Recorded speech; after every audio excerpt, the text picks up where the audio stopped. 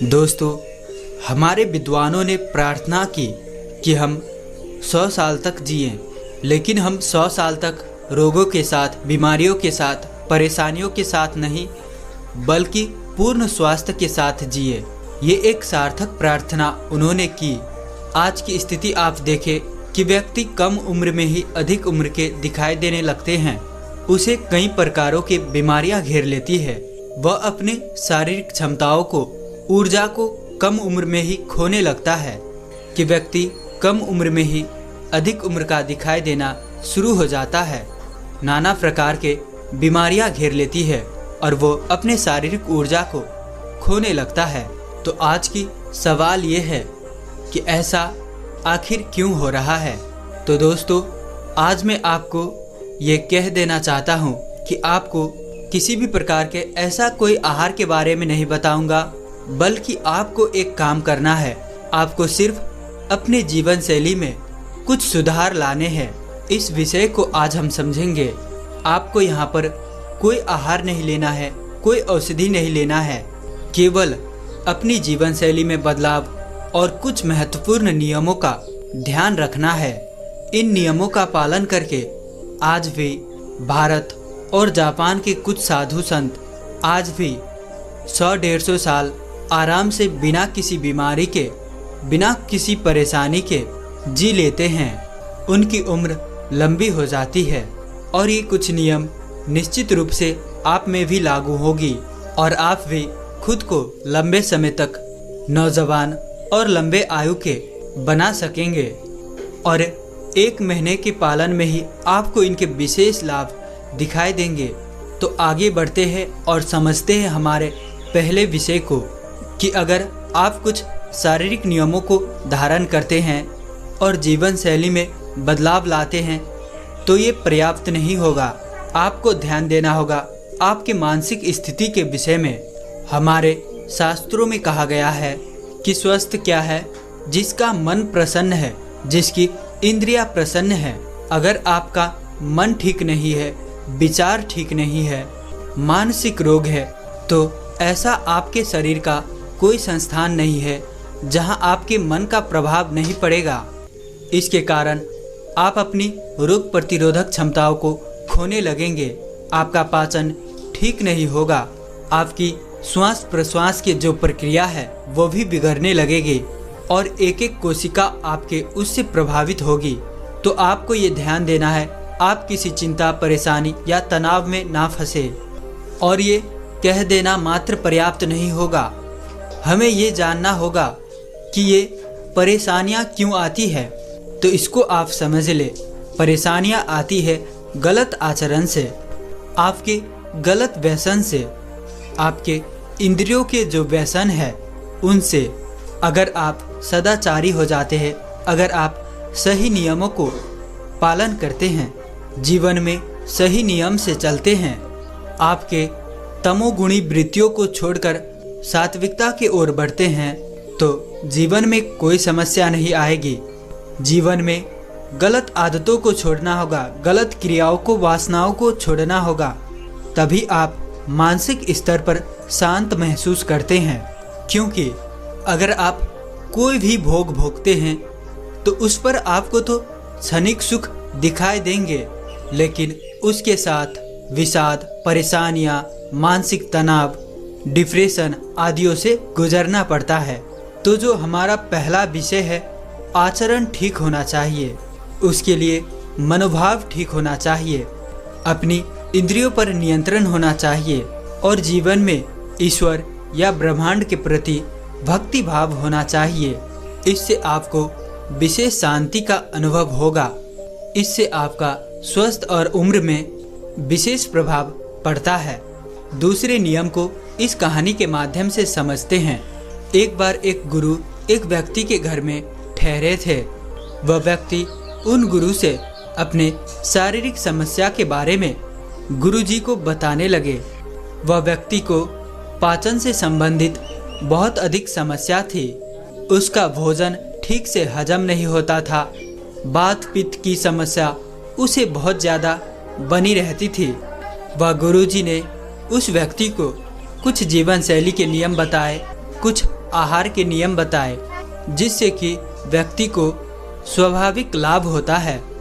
लेकिन हर व्यक्ति को कोई भी एकदम से नहीं समझ सकता है वह क्या गलती कर रहा है। जब गुरुजी वह व्यक्ति के साथ भोजन करने लगे और कुछ देर बाद वह व्यक्ति की पत्नी ने गुरुजी और उसके लिए भोजन परोसा और गुरु और वह व्यक्ति एक साथ भोजन करने लगे।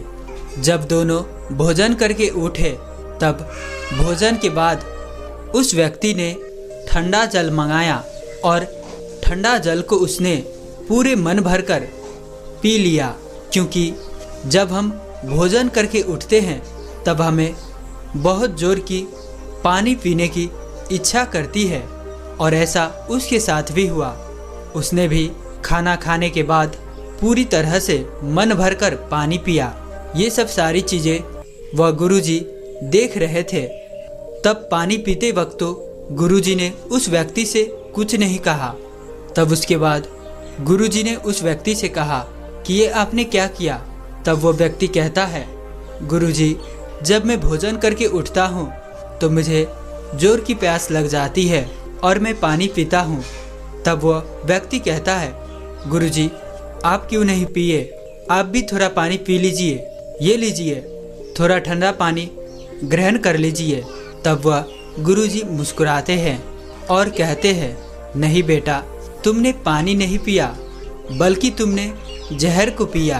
तब वह गुरुदेव कहते हैं, अगर आप भोजन करने से आधा घंटा पूर्व आप पानी पीते हैं तब कोई समस्या नहीं है, और आप भोजन करते वक्त 1-2 घुट पानी पी लेते हैं तब भी कोई समस्या नहीं है।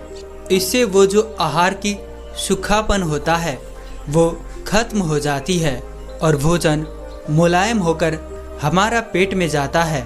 लेकिन अगर आप भोजन करने के बाद तुरंत पानी पी लेते हैं तो ये विष के समान होता है, क्योंकि आप इसे ऐसे समझ सकते हैं, आपके शरीर के भीतर जो पाचन अग्नि है, जिस अग्नि से आपके सभी भोजन पचते हैं, उस अग्नि पर आपने पानी डाल दिया। आप बाहर भी देखिए, अग्नि काम कर रही है। आप भोजन पका रहे हैं, चूल्हा जलाए हैं, आप एकदम से पानी डाल देंगे तो वो अग्नि बुझ जाएगी। उसी प्रकार हमारे पेट में भी जठर अग्नि जल रही होती है, जो कि हमारे भोजन को पचाकर उसमें से पौष्टिक तत्व ले रहे होते हैं। और उस पर भी आप अगर ठंडा पानी पी रहे हैं तो ये सबसे बड़ा हानिकारक हो सकता है। तब वह गुरुदेव कहते हैं कि अगर आपको पानी ही पीना है तो आप भोजन करके आधा घंटा बाद पी सकते हैं, लेकिन भोजन के तुरंत बाद कभी मत पिए, और उसमें भी ठंडा पानी कभी मत पिए। उस व्यक्ति को गुरुदेव की वह बात समझ आई। उसने उस नियम को पालन किया और उसे कुछ ही समय में जो उसे समस्या आ रही थी उसमें उसे विशेष लाभ प्राप्त हुआ। यहाँ पर आप 2 चीज़ें हमेशा ध्यान रखें कि आपको भोजन के तुरंत बाद पानी नहीं पीना है और ठंडा पानी है तो बिल्कुल भी नहीं पीना है। अब कितनी देर बाद हम पानी पी सकते हैं? तो भोजन के लगभग आधा या 1 घंटे बाद आप पानी बेशक पिए। तब तक इस अवधि तक में हमारे पेट का जठर अग्नि अपना काम कर चुकी होती है। तो ये हमारा दूसरा नियम हुआ शरीर को जवान और उम्र को बढ़ाने की। इसे अति महत्वपूर्ण समझे। अब तीसरे नियम पर आते हैं। हमारे वैदिक शास्त्रों में कहा गया है कि जो व्यक्ति कम मात्रा में भोजन करेगा वो अधिक समय तक भोजन कर सकेगा। इसका सीधा सीधा सा अर्थ है, यानी कि जो व्यक्ति भूख से थोड़ा कम ही भोजन करता है वो अधिक उम्र तक जिएगा, उसकी उम्र लंबी होगी।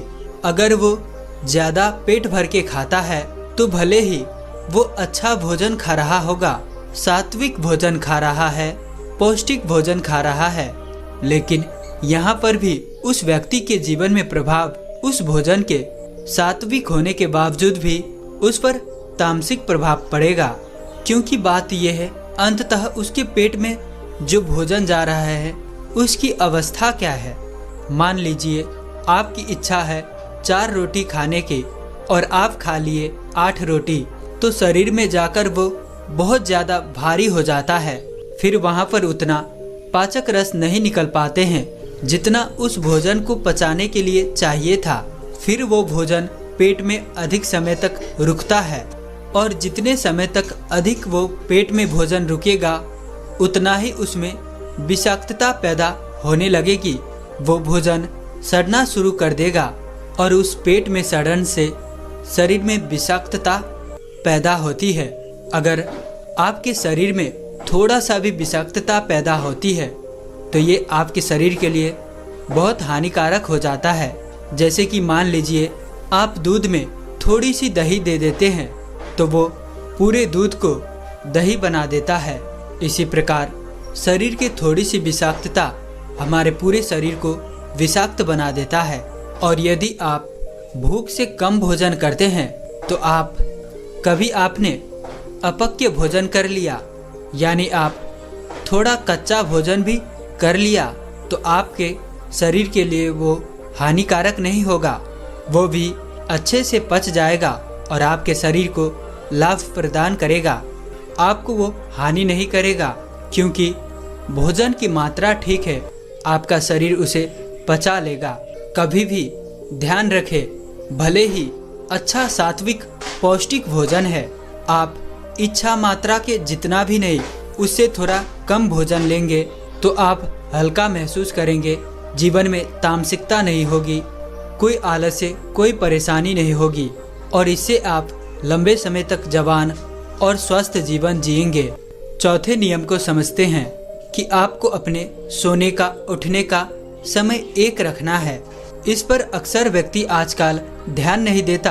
कभी वो 8 बजे उठता, कभी वो 6 बजे, कभी वो 10 बजे, तो कभी वो 5 बजे उठ जाता और कभी वो 11 बजे, कभी 8 बजे, कभी 9 बजे, तो कभी 12 बजे सो जाता है। व्यक्ति के सोने और उठने का कभी एक समय नहीं है।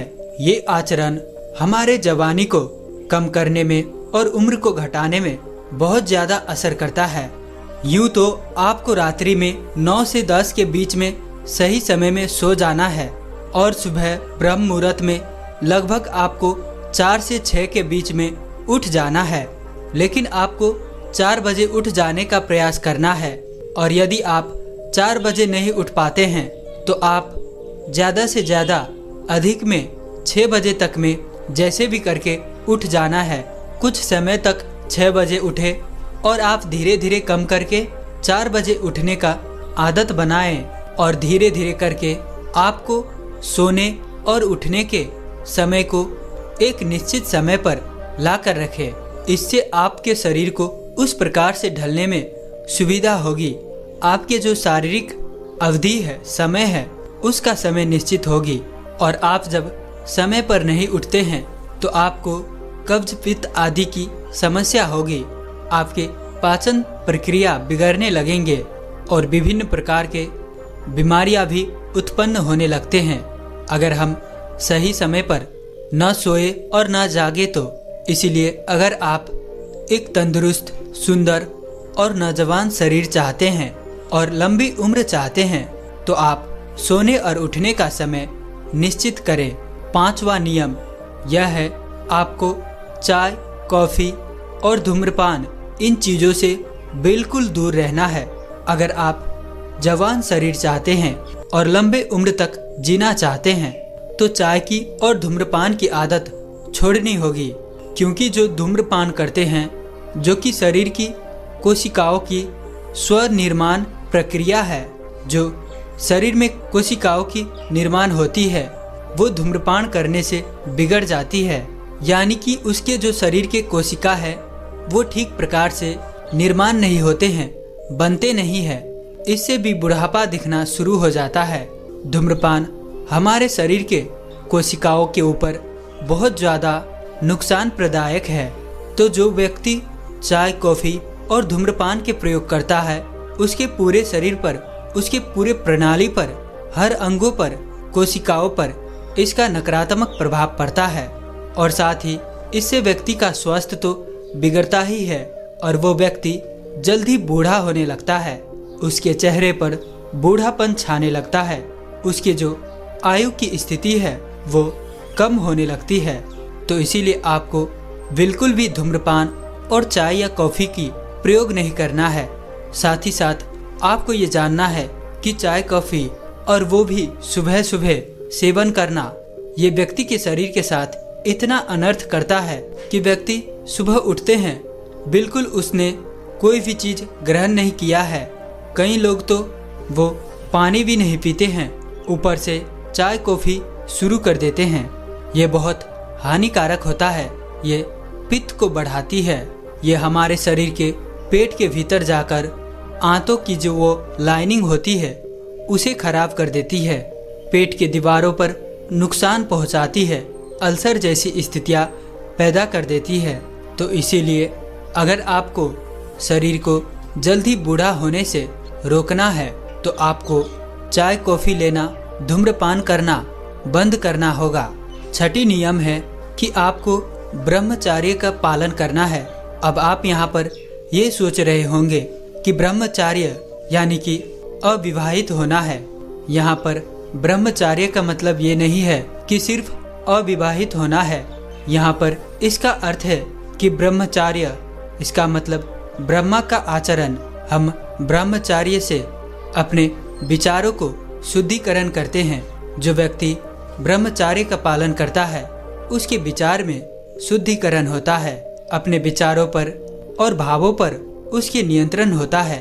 वो साधना करता है और ये आप अपने वीर्य को अहमियत देते हैं, उसे यूं ही नहीं खर्च करते हैं। और दोस्तों, शास्त्रों में यह भी कहा गया है कि वीर्य में इतनी ताकत है कि वह व्यक्ति को अमर भी बना सकती है। तो दोस्तों, ये थे 6 नियम जिसे आप सही से पालन करते हैं तो आप कभी बूढ़े नहीं होंगे। आपकी उम्र सामान्य से अधिक हो जाएगा और आपको किसी भी बीमारी से बहुत ज़्यादा परेशान नहीं होना पड़ेगा। तो आशा करते हैं कि आपको इस वीडियो से ज्ञानवर्धक सीख मिली होगी। तो इसीलिए इस वीडियो को एक लाइक, और अगर आप इस चैनल पर नए हैं तो चैनल को सब्सक्राइब जरूर से कर लें।